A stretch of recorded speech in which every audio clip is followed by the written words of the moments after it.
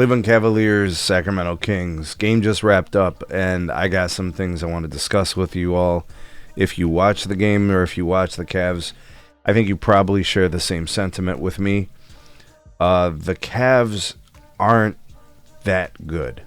The Cavs, I don't know what it is about them. This team was up like by 14 points to start the game. I'm literally talking about like the first 5 minutes. And then at some point in the second quarter, not only was that lead gone, like shrunk completely, but the Kings were winning. And I don't like disrespecting players and teams, but the Kings suck.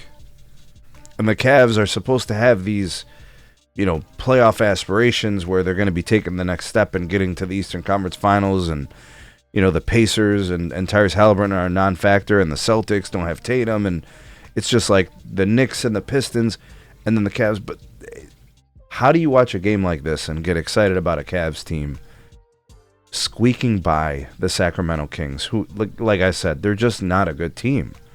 The record doesn't lie. If you're a good team, you have a good record, right? At the very least, you could say that much. The Cavs are 26-20. They've won, they're like a 500 team in their last 10 games or something like that. They've had injury problems. They've been suffering all year. But when I watch them, I don't see consistency game in and game out. They offensively sporadic. Who's going to give you productivity? Defensively, like transition defense is awful. It is so bad. They're just like out of position and don't get back and hustle back. The Cavs shot 36% from three. The Cavs out-rebounded the Kings. The Cavs only had 6 turnovers. 6. An NBA team with 6 turnovers. And they barely got by in a 2-possession game to a bad team, hosting the Sacramento Kings. And Donovan Mitchell wasn't great. I think Donovan Mitchell was... What was Donovan? I think he was 11 of 25 from the field. 5 for 12 from 3. And I don't know. That's a lot of volume. He played a lot of minutes. He's in a weird predicament because obviously Darius Garland is injured and out. Max Strus hasn't played all year. I don't even think Sam Merrill played. I think he's injured too. So it's not a perfect situation. But Evan Mobley carried tonight, and Donovan Mitchell, while he was having to shoulder a lot of the offensive load, I just don't think that Donovan Mitchell played all that great. 33 points, but took you 25 shots, 12 of them being threes. He was okay. Evan Mobley was the standout in this game. 13 of 24 from the field.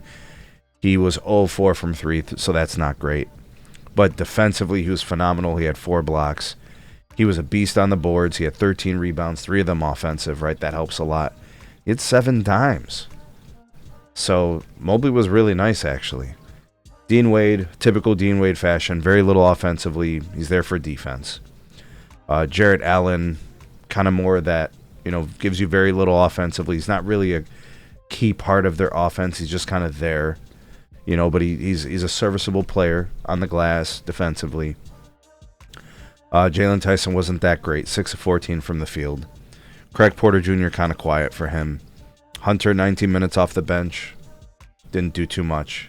Naquan Tomlin, who I'm usually very complimentary of, kind of a quiet night for him, 15 minutes of action.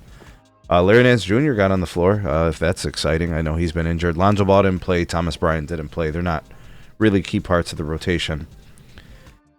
But you had 6 turnovers, and you barely won against the Sacramento Kings. And they weren't that great. They didn't play well. Look, the Cavs got 2 games. Their next 2 games are going to be against the Magic. They're going to obviously host one, and they're going to be away for one. The Orlando Magic always play the Cavs tough, and they would love nothing more than to take both games from the Cavs, because right now in the standings, these teams are locked up. They're like right up against each other. I think the Cavs are 5th. Right behind them is the Sixers, and then I think the Magic right behind them. But they're all basically 20-loss teams.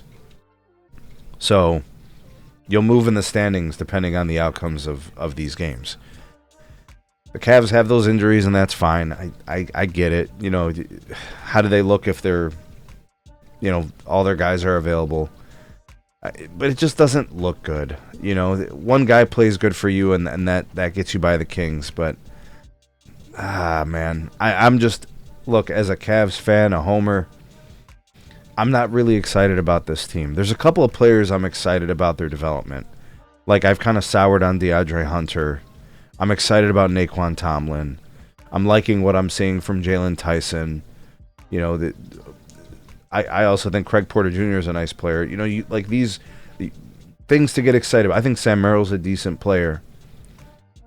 Evan Mobley, sometimes he's fantastic, and other times he's just regular. He's just average. The same excitement I had for these Cavs last year, it's just not there anymore. And when I watch these guys night in, night out, I don't blame Donovan. I don't blame Mobley. You know, I don't put all the blame onto one guy. But collectively as a team, there's just something wrong. I know a lot of it has to do with the injuries.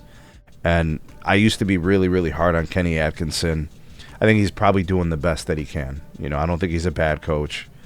You know, I've been really hard on him since last year's meltdown in the playoffs. But, you know, the injuries are a real thing. But, man, it's beginning to look a lot like the Cavs are able to beat bad teams. They can beat some of the good teams sometimes.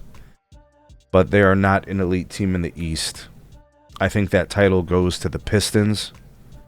I think that title can also be placed on the Celtics, which is crazy without their best player, which is starting to look like Jaylen Brown might be their best player, actually, which is crazy. But that's who matters in the East. The Cavs are on the outside looking in. I think for them it's going to be what can they do in the second half of the season after All-Star break to kind of try to form their identity as what they're going to be when it comes to the playoffs. But they're going to just have to be more consistent. They have to fix their transition defense. They have to defend the three ball much better than they currently do. They obviously have to get healthy, get their guys back. But at this moment in time, this Cavs team is just very, very mid. And it's not really inspiring or exciting to watch them play. Giving up a 14-point lead to the Kings in the first quarter is some straight-up bullshit. This team squeaking by the Kings, they are so mid.